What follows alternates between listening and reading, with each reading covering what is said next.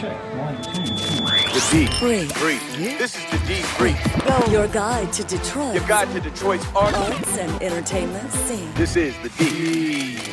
Freep. Hello and welcome to the Debrief for Wednesday, November 14th, 2018. I am your co-host. My name is Seth Ressler. I'm Becky Scarcello. And as you can tell, we really record both episodes on Monday night and then just cut it up. I don't know. Are we dispelling the magic there? Look, we are here at Eastern Market Brewing. We are so excited to be doing our first live show. Give it up for Mike Jeter doing the stand-up comedy. Also want to give a big shout out to Lauren, who's been helping all night long, running the bar and helping everything. All right, give it up for Lauren. Very excited. We have back with us on this episode Mark Kurlyandchik. He is the restaurant critic from the Detroit Free Press. Mark, thank you for joining us. Thanks for having me. Also, Robert Allen, beer columnist for the Detroit Free Press. Thanks. Glad to be here. Yeah. Welcome back. We're going to talk to you about beer, and we're going to bring on somebody else to talk about beer as well. Yes. Dayne, one of the owners here at Eastern Market Brewing. How many people here in the audience have never been here to Eastern Market Brewing before? Applause if you've never been here. All right. How many New customers. But you're coming back, right? I mean, this place is great, right? I hope you've gotten the flight. I love everything that's up on that chalkboard over there. It's amazing. I'm this strawberry milkshake IPA. Oh, that's my favorite too. I'm a big fan. Also on Thursday, that's tomorrow's episode, we have David Kiley of Encore, Michigan. And want to let you know, of course, that we have a mobile app you can download for your Android phone, for your iPhone, and you can listen to all the episodes in there. Also, on your Amazon Echo, you can say, Alexa, enable the Debrief podcast, and you can get bite-sized chunks of our show every day. We haven't given a shout-out yet to our intern, Marvin Figgins. Yeah, there it is. Our loyal, every Monday night he comes, even when he's got 5 other jobs. Yeah, this guy gets up at 3 o'clock in the morning because he's also interning on one of the morning shows locally at a radio station here. So we are very grateful to have him. He works really, really hard. And Specs Howard is where they're like our little farm team for the next generation of podcasters. So thanks Marvin for being here. All right, let's get into it. We've got all your Detroit concerts, comedy plays, food, drink, and more coming up. Welcome to the D. Brave. Becky, let's talk about food and drink, shall we? Yeah, well, we have a couple of experts here, so I feel like I don't even have to do this segment. Mark and Robert can just take it over. So, Mark, you and I were talking about Rising Stars Academy, and we've had Chef Brandon Zarb on before and learned all about what they're doing out there with the students who have intellectual disabilities. And it made me think of this larger conversation with you. If you could talk a little bit about how that's one piece of kind of increasing the pipeline of all these hospitality jobs that we need now. Sure, yeah. I was just at Rising Stars Academy today in Centerline, and it's really kind of this amazing program. It's a charter school for kids who are 18 to 26 and have mostly it's intellectual disabilities. And it was started by Mark Prentice, who was a big chef. He worked high volume restaurants in Chicago. Grew up in Centerline, though, is from Centerline, and had a series of tragedies kind of befall him as he was starting this charter school based on culinary training for these kids. I'm sorry, they're actually adults. They're not kids. And it's amazing because you have a group of people who are mostly kind of written off by society and not really given a chance. And what he's done there is offered them, some kind of path forward. Where a lot of these kids now that he's got a handful at least that are that restaurants around town have hired. And they are now scaling up their own program inside. They process vegetables for Dayne, which is a large distributor here in Southeast Michigan. They're kind of changing it up. They just started a bakery. They're providing bread for 10 restaurants. Public House and Imperial. I think Axel Brewery is on there now. I mean, just it's pretty great. And what it's doing is it's also kind of helping to fill this huge labor shortage that we have in the hospitality industry. The Michigan Restaurant Association has estimated that within 10 years we're going to be about 40,000 hospitality employees short, of where the projections are if this kind of this boom, if you want to call it that, continues. And so that's just one piece of it. You've got Rising Stars Academy, you've got the Michigan Department of Corrections, which runs food tech programs across, I think, 10 different prisons across the state, and they're training guys who are in there who are going to be getting out soon. Culinary skills. That's kind of helping fill the need. But there's what it's also doing is changing kind of the way that the restaurants have to operate, where it used to be this, especially in the kitchen, it's kind of a thankless job. You're working 80 hours a week. You're, maybe making $10 an hour, $11 an hour as a line cook. Now line cooks can get, they can start at $17 an hour at some places, $18. Especially if you have experience, it can go up to $20 an hour, which is kind of crazy. Right. And then on the other hand, you also have some restaurants that are kind of trying to also change the culture, where it's, instead of this culture of burnout, you guarantee 40 hours a week. And if you work more than 40 hours, you're actually making overtime, which is, that's unheard of in an independently owned restaurant. So this labor shortage is kind of, there's a silver lining to it. There's a lot of opportunities for to link folks who maybe are looking for employment and just don't have the skills and are getting there, and also changing the culture in the kitchens of just being a little more forgiving on the staff, life friendly. Yeah, you can have a family, right? And actually see your kids. It's just a win-win, because it's not lack of talent in the pool out there; it's just lack of training. Well, that's certainly part of it. Accessibility and there's just been such an explosion of restaurants, and it's not really an explosion of the number of restaurants, because I think if you look at the numbers from the Bureau of Labor Statistics, the numbers are actually kind of flat for the amount of restaurants that are here versus 10 years ago, but the number of staff for that same number of restaurants has increased by more than 10%. So you have kind of more aspirational restaurants, is what I like to call them, where it takes a little more skill, it takes a little more training, and that's kind of caused the gap. Well, don't you think as that continues, consumer expectations go up? I mean, you go into a place, you want good service, you expect certain things that maybe you didn't before. Yeah, and the public is far more educated too, and things come to Detroit a lot faster than they used to because of social media and everything else. And then, the industry is up against. It used to be where you maybe work in a kitchen, and now you can drive for Lyft and Uber and set your own schedule. And I know that in Denver, they're also kind of experiencing, this isn't unique to Detroit. There's a hospitality shortage across the nation as we kind of shift to a service industry. But in Denver, the marijuana industry has taken a lot of folks from the restaurant industry, because now you can make $20 an hour in an air-conditioned room trimming weed. Wow. And, and be home at night. Right. So do you expect that to be impacting us here in Michigan now that Prop 1 has just passed? I think you'll see a lot more of that impact, moving forward. I mean, it's only going to get more challenging. Wow. Well, that's why we need more of the Holy Moly donuts right next to the dispensary. Just don't get indicted for money laundering. Yeah. So I want to remind everybody that Chef Brandon Zarb has a fundraising dinner coming up at Frame in Hazel Park. It's $55 a ticket for a Japanese Peruvian dinner he's putting on December 1st and 2nd. There's still a few tickets available, and all the proceeds from that go to Rising Stars Academy. He was telling me, I don't remember the number now, but per student, it's quite a high cost per student to run the school, and parents don't have to pay. So imagine, it's just such a win-win all around for parents too, to have a place where their kids can go, I'm calling them kids too, but young adults, and have this kind of training. So I encourage you to check that out, framehazelpark.com. So, Robert, I wanted to turn over to you. I know you had a great article in this weekend's paper that what took me I just delighted me. As you said, the beer offerings are so glorious this time of year. They sure are. And so if you could highlight a couple of your favorites there. Yeah, so, this is the time of year that there's a whole lot of beer that's really strong. It's your beer blanket. It's getting cold outside, and a lot of breweries wait till this time of year to release these special releases. And, one that's actually every year comes out and is always stellar, and I highly recommend, is Expedition Stout from Bell's.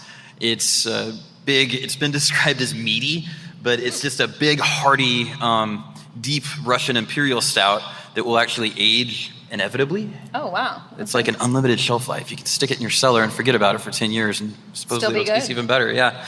So anyway, that beer was one of them, and then I also mentioned that they came out with a bourbon barrel-aged version of that, which is a really big trend right now. Yeah. In fact, there's some bourbon barrels full of beer here, I understand, somewhere. Maybe we can taste some later. Yeah. It's basically where you take a spent bourbon barrel, and after it's been emptied of bourbon, you stick beer in it and let it age. Now, does bourbon have a restriction, like you can only use barrels so many times or so often? One time, and it has to be fresh, charred oak. Okay, and so that's why these bourbon barrels are available to brew beer in. Before they were just planters. Because bourbon is huge now too, though. I mean, the amount of bourbon that's being made in this country is probably, I'm guessing here, but historic. And in the city as well. Right. So, it's really exciting. Now, at the same time as you've got these big hearty stouts coming out, there are also hoppy beers. And Shorts has this release they do every year called their super hoppy holidays, where they take basically their strongest, biggest double IPAs, and there's even a triple IPA that they throw in there, and they're beastly, some of them. Now, there's one they came out with this year that I think is terrific. What's this? Is this a bourbon? Wow! Ask and you shall receive. That was quick. Just like magic. Another round of applause for Lauren there. Stephen Chill, cheers. We just got a couple beers delivered. Yeah. This place is amazing. You just ask for something and it just shows up at the table. Fantastic. Yeah, we're going to have to hear more about this one later. So, it's just a beautiful time of year. If you like beer, if you like big flavors, there's this beer, it's called Yoda's Blend, that Shorts released, and I think it's kind of special because you pour it and you wouldn't, looking at it, think it's an IPA. It's a darker hue, it's very caramel colored, and it tastes like grapefruit. It's like a big hit of grapefruit, some bitterness, and then this nice caramely backbone to it. So anyway, that's another one I have on my list, and then the third one I wanted to mention is from Old Nation Brewing out in Williamston, and they have a really fascinating story. They grew astronomically in the past couple of years it was really thanks that to one M43. beer that saved them, right? Yeah, they sort of pioneered. Right? Well, it was actually a Facebook group discussion that was kind of heated, and the owner over there was like, "Hey, why don't y'all come over this weekend and we'll do an experiment and we'll just see how legit this beer is." And what was it? 3-4 months later, they released M43. Wow! And now everyone is copying it. Well, that was copying what was going on in New England, right. And it's just the nature of beer trends. But what's cool about it is that it did kind of put Michigan on the map, and so these other breweries that have been doing New England IPAs, have also been getting attention in Michigan. Holmes, for example, I see there's a bottle of Holmes here actually. It's an Ann Arbor-based brewery that has been doing a number of those that have gotten a lot of excitement. People actually mail them all over the country, which is funny because it's only a Michigan beer.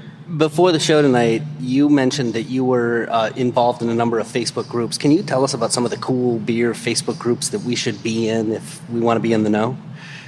Yeah, they would be the Detroit area craft beer enthusiasts and Michigan area craft beer enthusiasts. Both of them have, I think it's like 10,000 plus members, and it's kind of an unprecedented thing where you have all these people who really love beer all in one place. And yeah, there's some trolls. It's pretty well moderated. Well, it's still Facebook. It's Facebook, yeah. Yeah. Don't ever click on our comments.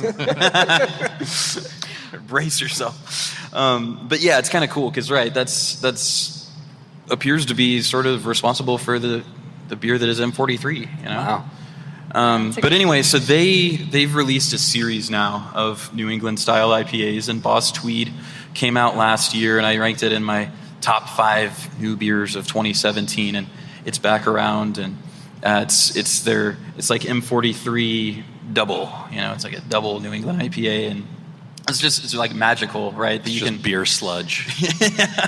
Actually, kind of looks that way. Yeah, if you ever seen like Ninja Turtles: Secret of the Ooze, it looks like that. That is our first Ninja Turtles reference on this podcast. That's right. I drop one every time. What have you been doing for the past year? It might be the last. So, well, apparently you could talk about beer all day long. I could keep going. You could, yeah. But you should cut me off. I like the passion. He said that many times You before. wouldn't be the first. I know. What about spirits, though? So we were talking earlier about Motor City Gas in Royal Oak, and they just were named on the Travel and Leisure magazine list as one of the 25 best distillers in the U.S. and the only one in Michigan. It was, really great news for them. Yeah. What did you think of it? What was your... I think that it's really exciting how many distilleries we have in this area and how many are making good stuff. I think they do a lot of fun things with kind of experimental flavors, and they might even get a food truck soon. Nice, yeah. To be determined. I think there's a meeting about it today. Yeah. But I think they're kind of representative of this new craft, this craft trend bleeding into distillers. I mean, just like we have right across the street is Detroit City Distillery, yeah. Yeah. Do they have like a specialty? Is there like one thing that you go to Motor City Gas for? Like, like Valentine, you go for vodka or whatever. I mean, bourbon, I think. Bourbon, yeah. Or whiskey. I think they just do whiskey, bourbon, and rye, right? Okay. It's all just whiskey. It's a nice little place. Yeah, it's a fun little spot over there. It's on 4th Street, right? 4th Street, yeah. Little out off the beaten path. Right. Not in the downtown, yeah. Correct. Right. Well, technically it is in the downtown, right. and that's why they're having trouble getting a food truck, because all the downtown restaurants say that they can just hire a runner who will go pick up food and bring it back. So delve into this controversy a little bit. Explain what's going on in Royal Oak with the food truck. Yeah. So about a year ago, Motor City Gas hosted a food truck night just on a Wednesday night just for fun. It was burgers and milkshakes, and they had like a milkshake recipe they used bourbon in. And they found out really quickly from the restaurant, the downtown restaurant, I forget the official name. Royal Oak Restaurant Association. Thank you. They quickly alerted them to the fact that food trucks are banned in downtown Royal Oak. This is because there's tension between brick and mortar restaurants and food trucks? Well, there was tension like 10, 15 years ago. Right. But, yeah. We've all evolved. Well, right now the tension is parking. Sorry, right? I feel like I'm piling on Royal Oak here. I used to live in Royal Oak. My parents live in Royal That's Oak. all right. It's not that bad. Yeah. But, I'm right there. But yeah, there are some. Look, I just moved into Oak Park. Let me ask, is there going to be spillover? Am I going to start to see cool things happen there? Yeah. Do you know you can get a liquor Definitely. license in Oak Park I for like heard $2,500? This just happened, right? Yeah. This is new, right? You couldn't before. They're going to be, they're going to be trying really hard to draw some people over there, just like Ferndale is 11 done, miles, just like the Hazel new, Park has started doing. Right. Good. I mean, if you can get a so liquor it was a good license. investment, right? All right, that's what I want to hear. Yeah. All right, so what do you guys think about this trend of, especially in grocery stores, things that taste like other things? So there'll be a branded thing with a funky flavor. So, for instance, Pringles. Sriracha anything? Sriracha anything. Oreos that taste like red velvet cupcakes, that kind of thing. Pringles has come out with a 3-pack that's Thanksgiving. They have a turkey flavor, Oh, it's brilliant that it's a 3-pack, though. a stuffing, and a pumpkin pie. You're not just going to buy one of them. Do you want those? What do you think of that? No, but that's brilliant. You can only buy them online. I bet they will sell the darn things I'm sure. out. Yeah, I mean, it's a novelty. It's, this actually came up in I took a class with Michael Pollan, the food writer, a couple of years ago when I was in grad school, and this was there was a case study about the Taco Bell Doritos Loco taco or whatever the hell that was. Yeah, and that there was the story was about, it was on the cover of Wired magazine. It was a cover story about like just how much that thing sold, and I feel like that was really the tipping point. Like the Doritos Loco, like after that, all of a sudden everybody wanted to like do these mashups, and for better or worse. Maybe sometimes they're better. I mean, who cares? Right. Like I saw in the grocery store, Swedish fish flavored Jelly Bellies.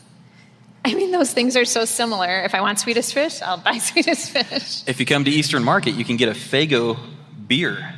Yes. Now that sounds good. I'm drinking one right now. As a matter of fact. That sounds good. I love the crossover concept. I love it. I love it in television. I love when Detective Munch shows up on 300 of my shows. Did this start with Girl Talk, though? Girl Talk, no. You remember the mashup, Girl Talk, right. that album, and it was just like all an album of mashups? Oh, yeah. Like the early aughts. I think Girl Talk actually started. It wasn't. I take it back. A girl talk. Girl Talk started. I like, but you're right. I like it in my music. I like it when artists show up and collaborate with other It like breaks artists. that whole like fourth wall Yeah, awkwardness and like I'm into it. reminds So- everyone that we're all just in the same world. So why not with food? Yeah. You know? It's Yeah, fine. Definitely. All right, turkey Pringles. All right, coming up in just a few minutes, we're going to talk about Australian strippers because they're invading Detroit. My lessons were sitting out on that lawn in front of Motown. Detroit History Tours, Freep Film Festival, Shakespeare in Detroit, Ford Arts Beats and Eats, the Heidelberg Project in Detroit, Michigan, Detroit Grand Prix, Valentine Distilling Company in Ferndale, Mark Ridley's Comedy Castle in Royal Oak, the Hamtramck Music Fest, Motor City Pride, and you're listening to The Debrief. I listen to the Debrief podcast, The Debrief, just religiously, The Debrief. It's absolutely amazing. All right, everybody, let's welcome to the stage one of the co-owners here of the Eastern Market Brewing Company. We have Dayne Bartscht. Did I pronounce that right? Yeah. That was pretty good. Good job. It's almost like borscht.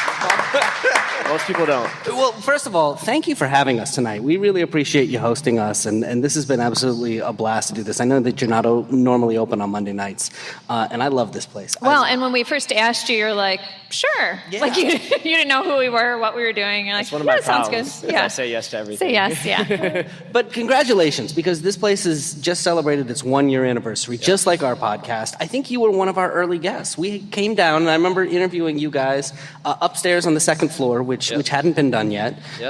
By the way, we're going to talk about that, because we will. Yeah, we want to find out what's going on with that. But congratulations. How has the first year gone?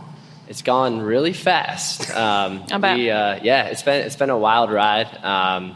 We opened, like you said, a year and a couple weeks ago. So we had our 1-year anniversary 3 weekends ago, and it's been awesome. Eastern Market is just changing so much. So even we bought the building that we're currently in 2 years ago, and to see how much it's changed over the past 2 years has just been incredible. There's businesses popping up everywhere. Seeing the market and how it's kind of expanded, the vendors that it supports has been great. And there's just been a warm welcoming for craft beer, so it's been really cool. And I have to congratulate you, too, on quitting your day job. And being able to do this full time. I mean, within a year, that's pretty stellar. So 2 months ago, so right before the 1 year, I quit my day job and started doing this full time. I was doing a corporate strategy here in the city. I also live on a farm and have 2 little kids at home, a 2.5-year-old and a 3-month-old. So basically when the 3-month-old came, I realized that I don't have time for all of this. I wanted to focus a little bit more on the family and the business. And so quit the job. I've still been really busy. I think anyone that started a business knows that you're always focused on it, but it's been nice to be able to actually take some time and focus on family as well. And there's 4 of you, right, that started? Yeah, there's actually 5 of us. Or 5, yeah, okay. But there's kind of 3 of us that really got the brewery off the ground. And when we first started, the idea was to all go back to our day jobs and the brewery would just kind of run itself. And that we realized very quickly was not going to happen. I was continuing to spend way too much time at the brewery. And then we just got to a logical point where my partners were pushing me really hard to be here full time. They've been awesome. Everyone says don't start a business with your friends. And we've definitely gotten in huge fights, but we're still really close friends. And everyone's been really supportive of each other. So that's been cool to see. Very nice. So tell us about some of your beers. You've got a lot of interesting different things. And how do you come up with your varieties? So one thing that's probably a little bit different is we purposely bought a very small system. We have a 5-barrel system, so each batch makes basically 10 kegs. Everyone told us to get a bigger system than we wanted to. But we wanted to experiment and kind of see what our clientele and our customers liked, be able to iterate on batches. If a beer didn't go well, be able to dump it and not be too worried about the cost of the ingredients. So we purposely got a really small system, wanted to be part of the tap room, so that's why it's right over there in the middle of everything. And we, to date, so we've just, I used to say a couple months ago, we've never brewed the same beer twice. We've started to kind of iterate on a few different beers lately. We found that there's certain beers that customers really want and they're sad when they're not on the menu. But to date, we've never made the exact same recipe twice. And so in terms of how we come up with our beers, it's a lot of iteration. We have weekly beer meetings. I literally right before this just did a tasting with our brewers, and a couple of the other owners. One of my buddies, Paul, who helped start this, he drove all the way in Chicago just for the tasting, which is how seriously we take it. We tried 12 different IPAs. I spit most of them out, which is how I'm still able to talk. I was going to say, wow. Yeah. But yeah, we tried them all, including some of the Old Nation. We were focused on New England IPAs today. So we tried 12. I think there's 14 total, but we really focused on 12 of them.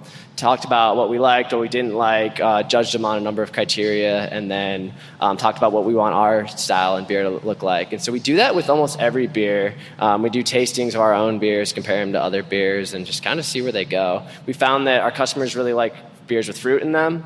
We try to buy local as much as we can. Being an Eastern Market is awesome, and I mean, you can literally walk down the street and get, fresh anything. So we try to do that quite a bit. You can see there's a little Michigan symbol next to the beers that are using local ingredients.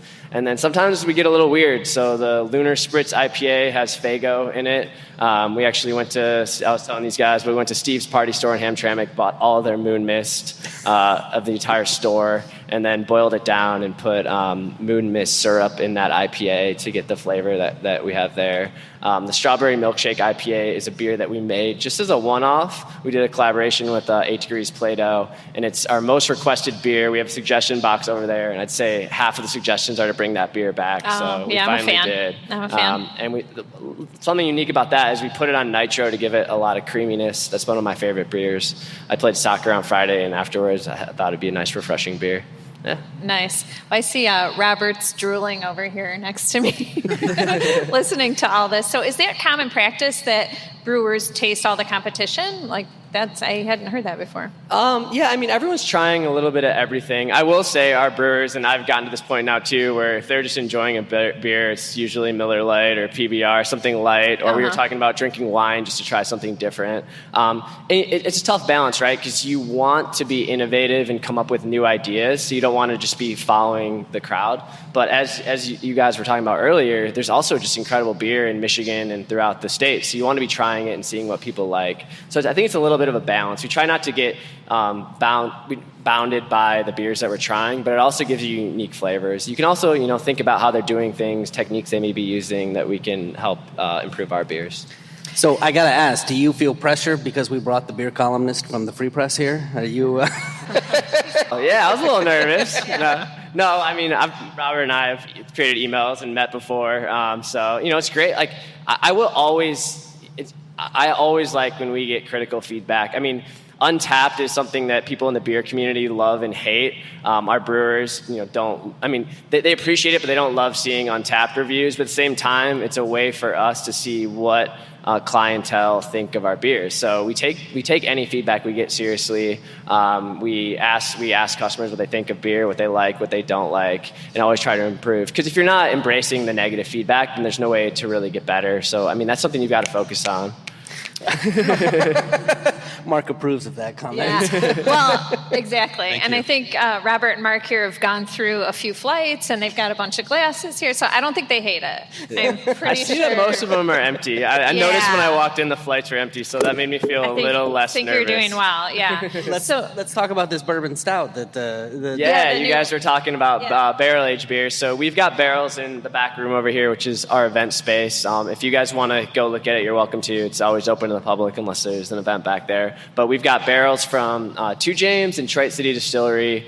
And so we've been experimenting with some barrel-aged beers as well. They take a lot of time, so they're not ones that we just throw out. And the barley wine that we brought over, it's actually a barley wine blended with an imperial stout that was in rye barrels from Detroit City Distillery.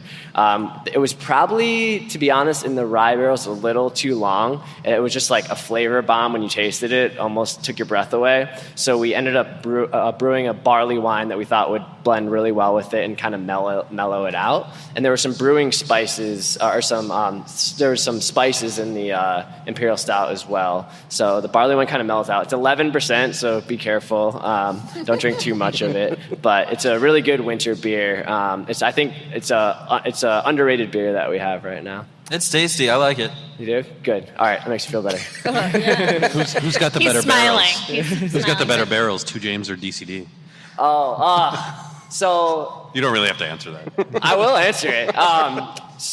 So they charge us the same amount, which is nice.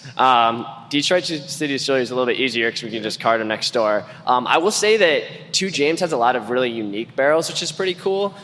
We don't have a huge budget, so we can't really fly barrels in. So we have talked a lot about doing a tequila barrel. But tequila barrels have to come from Mexico. But they actually finish one of their rums in tequila barrels, and so we were able to get those. Same thing, they have Madeira wine barrels that we were able to get. So we're able to get some pretty unique ones. But I will say our best beer that we've made to date came from a bourbon barrel that came from DCD. And it's cool having them come over and try it. I think they're going to start making some beer as well soon, just like a couple beers. So it'll be cool to work with them and collaborate on some things. But I like 2 James' uniqueness, but we love our neighbors over here at DCD. Can you explain the significance of these hooks that you are sitting underneath? Yeah, absolutely. I think it's something we need to do a little bit better job of just kind of not promoting, but talking about. Almost everything in here that we could reuse, we have reused. So we've got meat hooks. We've got more upstairs that are up for display. There's actually a false ceiling in that corner over there.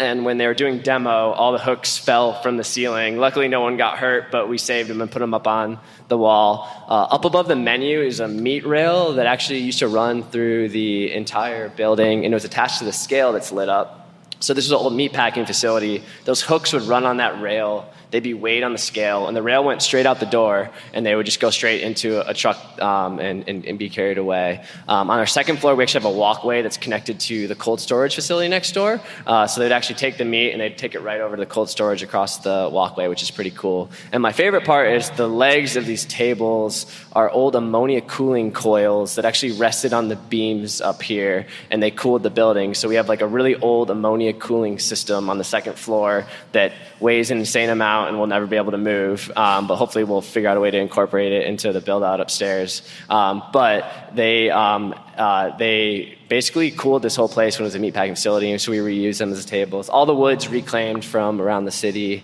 not from here, but other places. I heard you found a shotgun. Oh, yes, we did. In the building next door, there was an old cooler, and when we were demoing it, there was a shotgun that was in the floorboards of the cooler.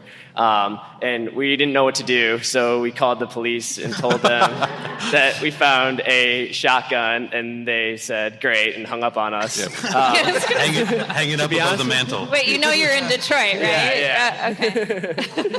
So we don't know I don't know actually what happened with that shotgun. I think one of the builders took it. I don't know what happened with the shotgun. I think Mark put it in his pocket. Apparently seems to know a lot about it. Yeah. I did my research. So Christmas ale, since we're already talking Christmas on the shows, tell us about that coming up. Yeah, so we just last week brewed a Christmas ale with 8 Degrees Play-Doh. They're going to be releasing at Noel night. I think in the past they've used Great Lakes Christmas Ale, which is a really good beer. But we had the honor of brewing our Christmas ale with them. We're going to do another batch, I think next week or the week after, for in-house consumption. And we actually use honey. We have bees on our roof, and we had our first harvest, which didn't yield a ton of honey, but enough for that beer. So we're using local honey from literally our rooftop in the beer, which should be cool. And that's the Bees in the D program, yep, right? Bees in the D. Our friends, the Bryans, set up the bees the Bryans. on the roof. They manage a lot of hives around town. Yeah, that's what I think is interesting, how local has changed, the term local. Yeah. Like it used to be just, if it was from Michigan, you'd say it was local. Yeah. Now we literally have farms, a bike ride away from Eastern Market. Yeah. And now you guys are right here. I mean, that's hyper local. And that's something that I think's really evolved and is super cool with local products and freshness. So I've seen an evolution on restaurants' beer menus for sure, where local was a Michigan beer, and then as breweries have started to pop up in the area, now local means Detroit or sometimes greater Detroit. Same thing happens when people buy local food for restaurants, and they'll talk about the farms, the urban farms that they're using, which is pretty cool. Mm-hmm. So do you have your beers on tap, or? We're just starting to self-distribute. We started We did it here and there if someone really our first account was to Pino's, so we have a great relationship with them. We've had our beer there for a few months now, and then we've started to, I think we're probably in like 10 to 12 places now. We're doing everything ourselves, which is a lot of work, but a lot of fun as well. And we've actually got the guy who's helping us run it coming on full-time in January to help push self-distribution a little bit more, so it'll be fun to see our beer around the city. Nice. Yeah. Can you tell us a little bit about the food truck that you have? So you didn't do a kitchen, you've got a permanent food truck. Yep. Street eats. Yep. Yeah, so the food truck's called the Elephant Shack, and it's parked in the alley. If you look out the window over there, you can see it. It doesn't really drive. It has driven. Oh, thanks. This is all our accounts, actually, where we have beer, so it looks like it's about 12 of them. So the food truck, we've been working on the food truck for a while. We've been really focused on the beer, so it's kind of been on the back burner. When I was able to come on full time, we started to focus on it a little bit more. Our chef is from Chartreuse, so we somehow convinced him to go from Chartreuse to working on a food truck that runs, although not very well, and doesn't drive. But you must give him a lot of free beer. Yeah, he gets a shifty like everybody else, but he's so busy, to be honest, that there's not a ton of time to drink beer. I'm blown away just getting into the restaurant side of things. It's a lot of work.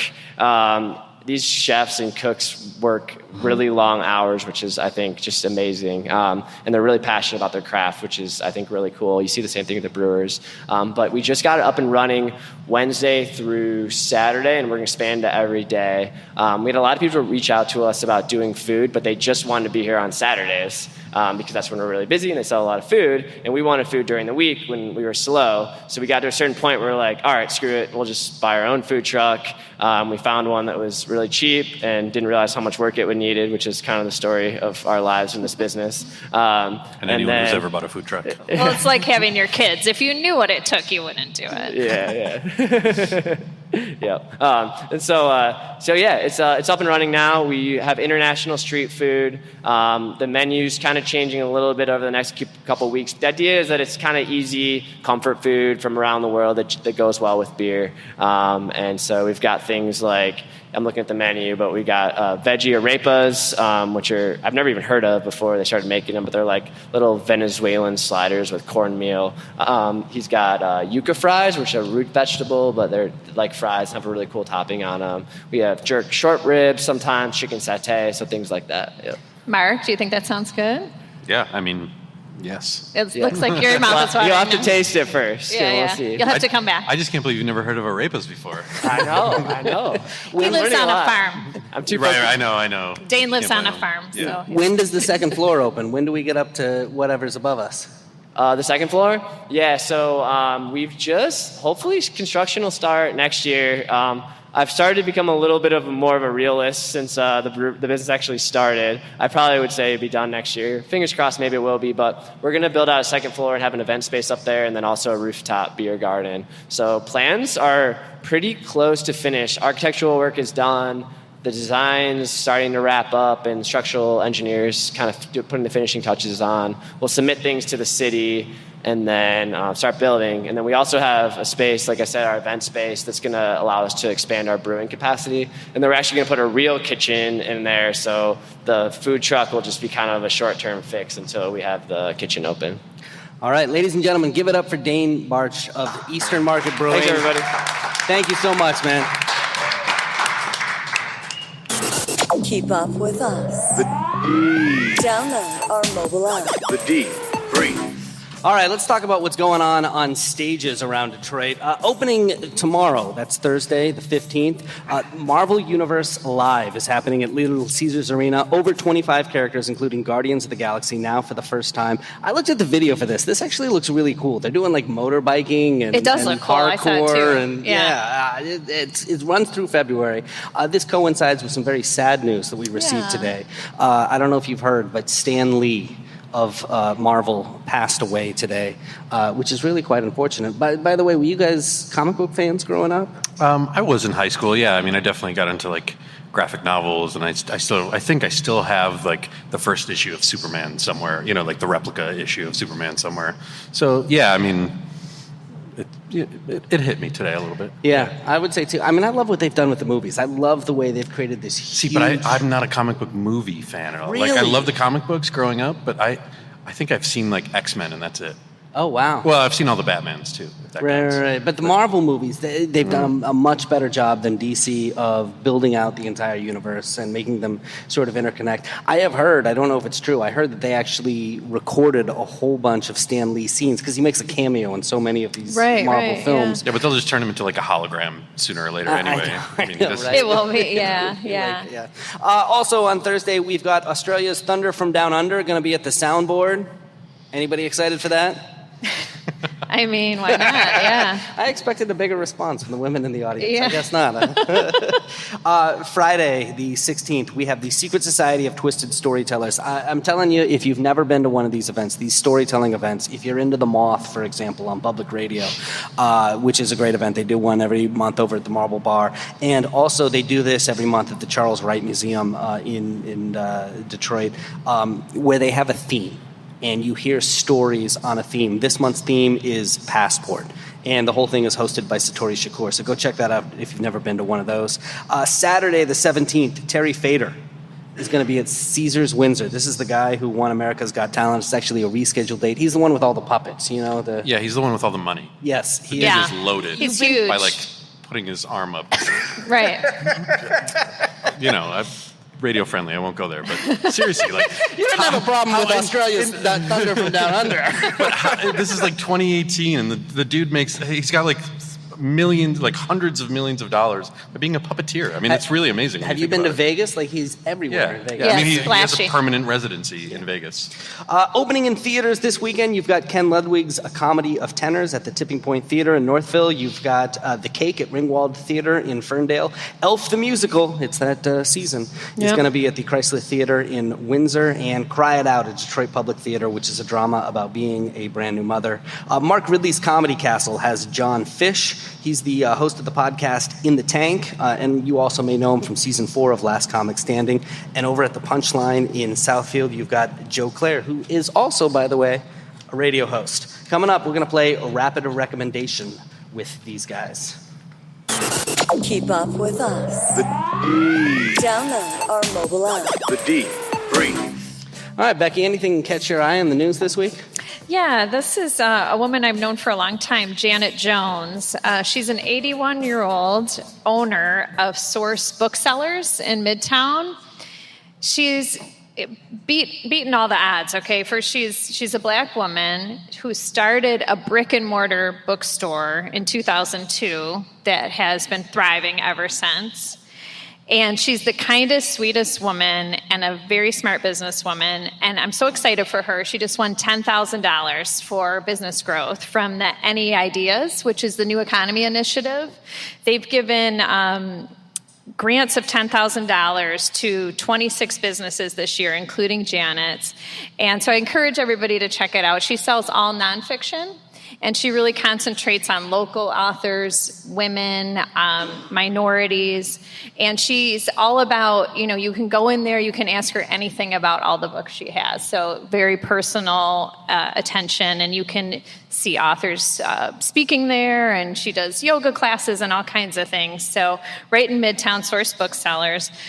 And this was really cool funding this year. 77% of the awardees are minorities and 65% are female. And this runs the gamut. It's not just entertainment and food businesses, but also we're talking construction, manufacturing, medical, all to help small businesses in Detroit. So I love all the funds that help entrepreneurs in Detroit. Exactly. I mean, from this to Motor City Match and Hatch and even like the Knife Foundation grants with that they give out with the arts grants. I mean, there are really like all these avenues for funding and supporting these community-based businesses. I feel like it's rewarding the right people that are working hard and making it happen. Yeah. We need a grant. Well, let's apply for one. Yeah. What are you doing tomorrow? What? What are you doing tomorrow?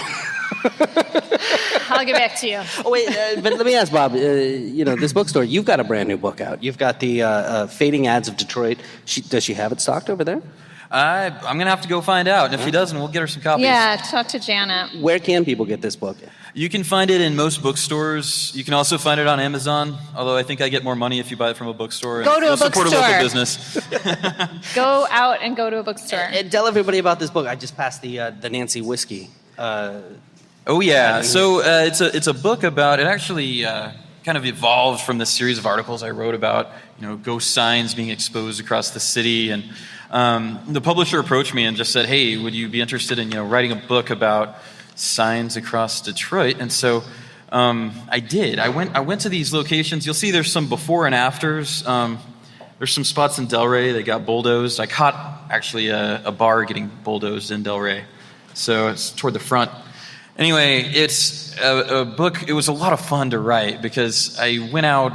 You had to get the lighting just right with the sunshine, So I was out early mornings and golden hour, late evenings, catching the golden hour.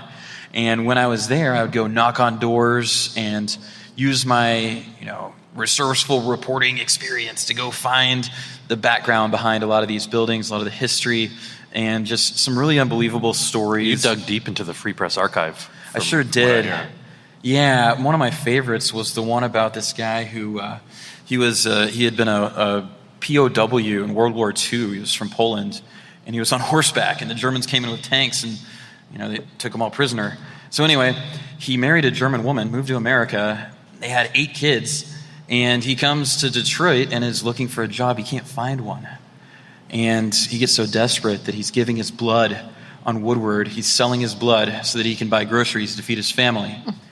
Well, he sells so much blood that he passes out on the sidewalk, and the cops, they pick him up, and they take him to a hospital, and he gets out of the hospital. He just has like a few quarters clicking around in his pants, so he goes over to the bar, has a drink. The bartender says, you know what you need to do? You need to go to the Free Press and tell your story, see what happens. So he did, and he went to the Free Press, and they wrote a story, and within 24 hours, people from across the city were showing up at his family's doorstep, giving him free stuff. And Macalac Paints offered him a job after that article came out.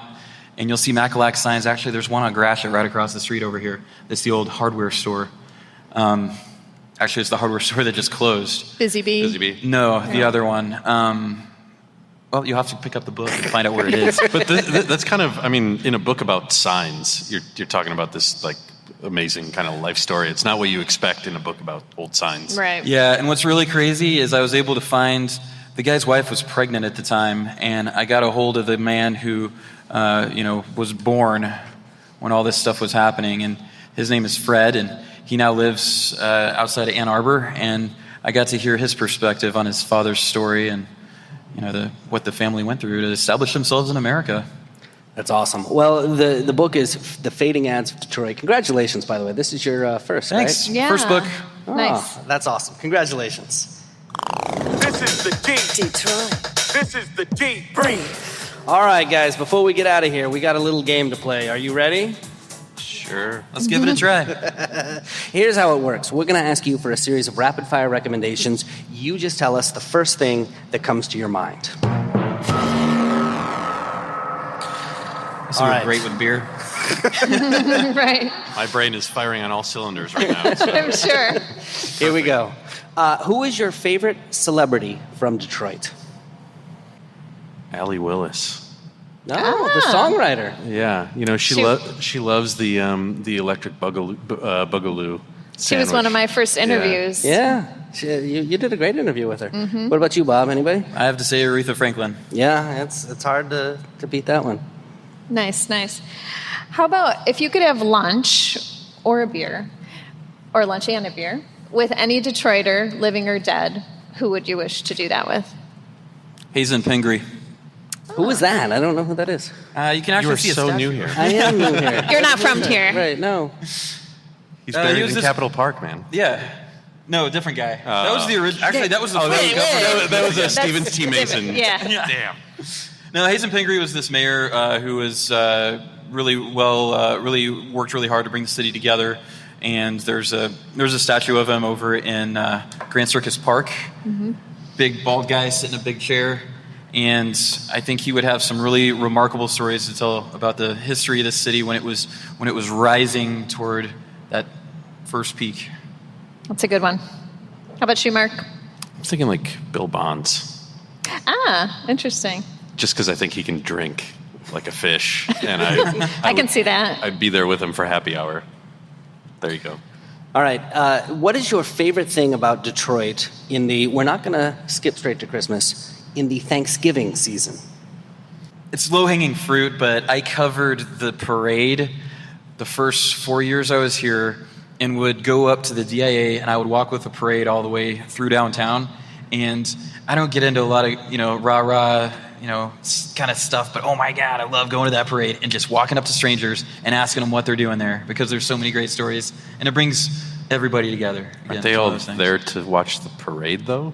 There's this, 4 generations of family where they come down in an RV and they park it right on Woodward, and you got, 94-year-old grandma who's been every single year telling you these stories about what it was like, I'll find you some lower hanging fruit. I like the changing of the leaves on the trees. Ooh. Nice. The low hanging leaves. Sorry. We got great trees in Michigan. They're just the right height, too. Yeah. How about, what's a wish you have for the future of Detroit? I wish that, this has been coming up a lot in my job and just in conversation.